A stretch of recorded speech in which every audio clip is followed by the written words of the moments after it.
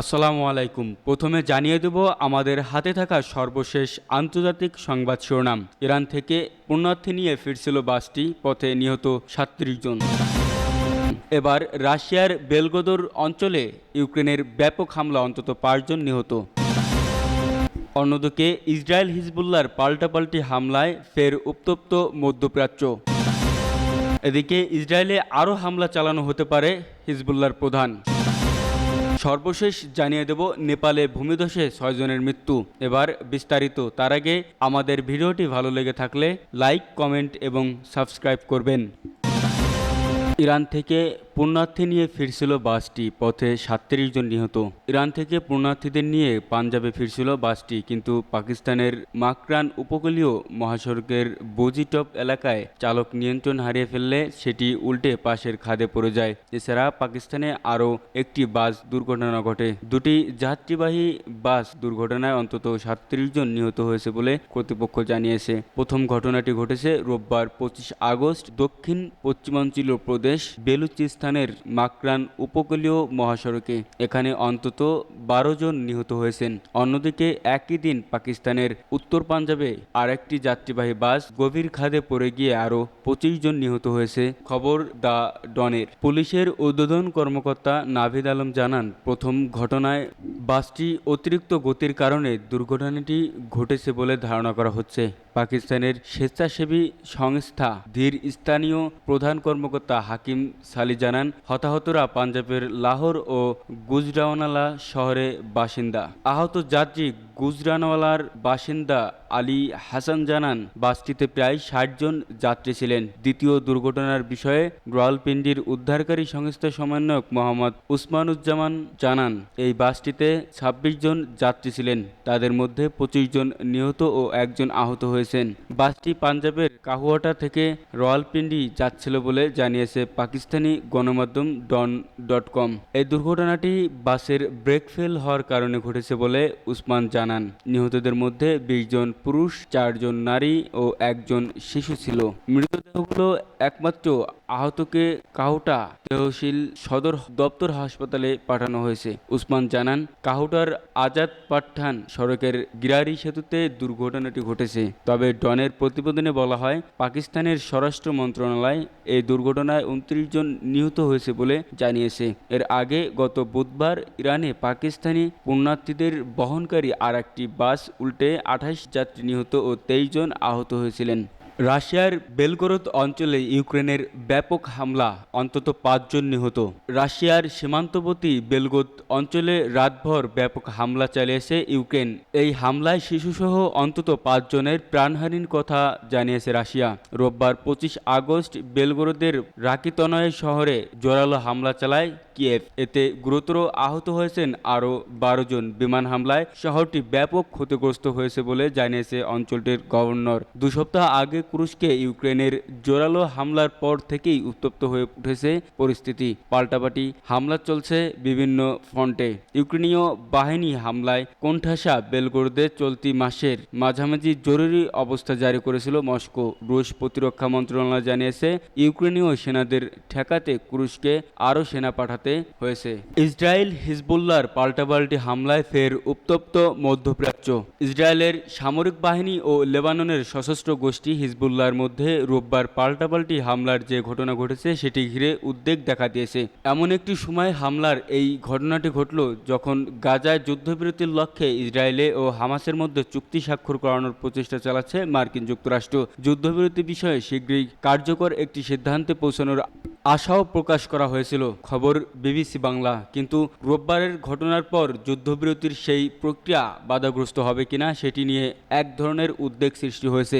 এছাড়া ওই হামলার মাধ্যমে ইসরায়েল ও হিজবুল্লাহর সরাসরি যুদ্ধে জড়িতে পড়ার দ্বারপ্রান্তে রয়েছে কিনা সেই প্রশ্ন উঠেছে। যদিও ৭ই অক্টোবরের পর দুপক্ষের মধ্যে বেশ কয়েকবার হামলা পাল্টা হামলার ঘটনা ঘটতে দেখা গেছে। সর্বশেষ রোববার ভোরে দক্ষিণ লেবাননে বিমান হামলা চালায় ইসরায়েল। দেশটি দাবি করেছে যে তাদের উপর রকেট হামলা চালানোর জন্য হিজবুল্লাহ প্রস্তুতি নিচ্ছিল। সে কারণে নিজেদের রক্ষার্থে আগাম সতর্কতা হিসেবে বিমান হামলা চালানো হয়।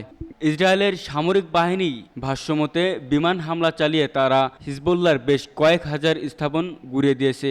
অন্যদিকে ইসরায়েলকে লক্ষ্য করে প্রায় ৩২০টি রকেট বোমা নিক্ষেপ করে হিজবুল্লাহ। যদিও হিজবুল্লাহর পক্ষ থেকে রকেট উৎক্ষেপণ ব্যবস্থায় ইসরায়েলের হামলার সত্যতা নাকচ করা হয়েছে। উল্টো দাবি করা হয়েছে যে রোববারের রকেট হামলায় ইসরায়েলের সামরিক ঘাঁটি ও গোলান মালভূমির 4টি স্থাপনায় তারা আঘাত আনতে সক্ষম হয়েছে। সশস্ত্র গোষ্ঠীটি বলেছে তাদের নেতা ফুয়াদ শুকুরের হত্যার প্রতিশোধ হিসেবে উত্তর ইসরায়েলে রকেট ও ড্রোন হামলা চালানো হয়েছে। তবে ইসরায়েলের হামলায় নিজেদের 3 যোদ্ধা নিহত হয়েছে বলে জানিয়েছে তারা। অন্যদিকে হিজবুল্লাহর রকেট হামলায় ইসরায়েলের নৌবাহিনীর এক সদস্য নিহত হয়েছে।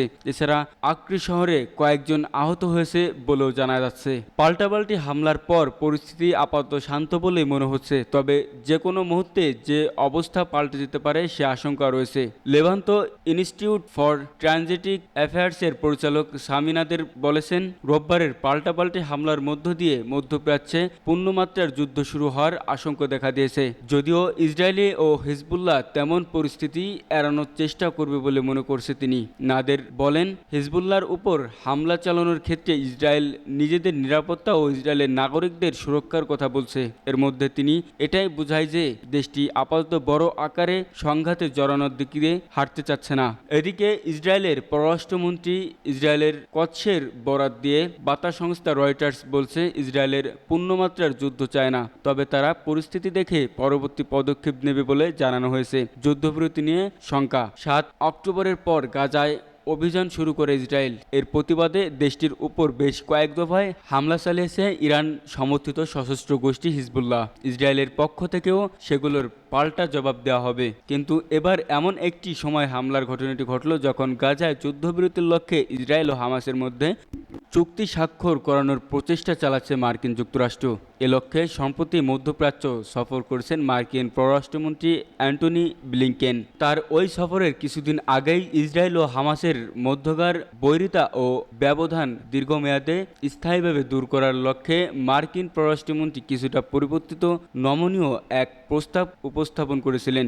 তারও আগে কাতারের রাজধানী দোহায় গাজা যুদ্ধ নিয়ে দুপক্ষের মধ্যে আবারও আলোচনা শুরু হয়। মূলত এরপর থেকে যুদ্ধবিরতির বিষয়ে মার্কিন যুক্তরাষ্ট্র একটি চুক্তির ব্যাপারে আশাবাদ ব্যক্ত করে আসছে, যদিও যুদ্ধবিরতি বিষয়ে দৃশ্যমান তেমন কোনো অগ্রগতি নেই বলে জানিয়েছে হামাস জোর দিয়ে বলেছে যে গাজা উপত্যকা থেকে ইসরায়েলি সৈন্যদের পুরোপুরি প্রত্যাহার করা হবে কিনা সেটি নিয়ে এখনও চূড়ান্ত কোনো সিদ্ধান্ত আসেনি। তবে সব মিলিয়ে যুদ্ধবিরতির যে চুক্তির কথা বলা হচ্ছে সেটি একটি ভ্রম বলে মন্তব্য করে হামাস। তারপরও ইসরায়েলের সঙ্গে বৈঠক শেষে ব্লিংকেন জানিয়েছিলেন দ্রুত যুদ্ধবিরতি ঘোষণা করা হবে বলে তিনি আশাবাদী।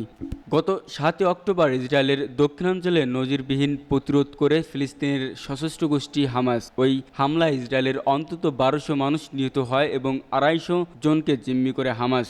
এর প্রতিক্রিয়ায় গাজা অভিযান শুরু করে ইসরায়েলি সামরিক বাহিনী। ইসরায়েলে আরও হামলা চালানো হতে পারে হিজবুল্লাহর প্রধান।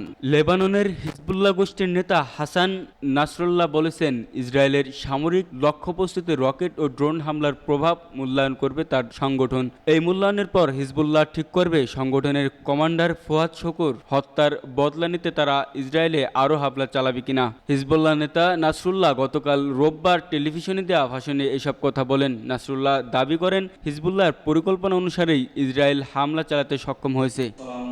ইসরায়েলি বাহিনী ও লেবাননের হিজবুল্লাহ গোষ্ঠীর মধ্যে গতকাল বড় ধরনের পাল্টাপাল্টি হামলার ঘটনা ঘটে। হামলায় লেবাননের 3 জন নিহত হওয়ার তথ্য পাওয়া গেছে।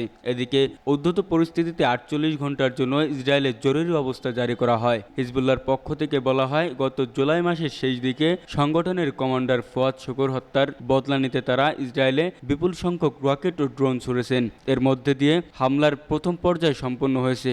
অন্যদিকে ইসরায়েলি বাহিনী বলেছে, হিজবুল্লাহ হামলার প্রস্তুতি নিচ্ছিল।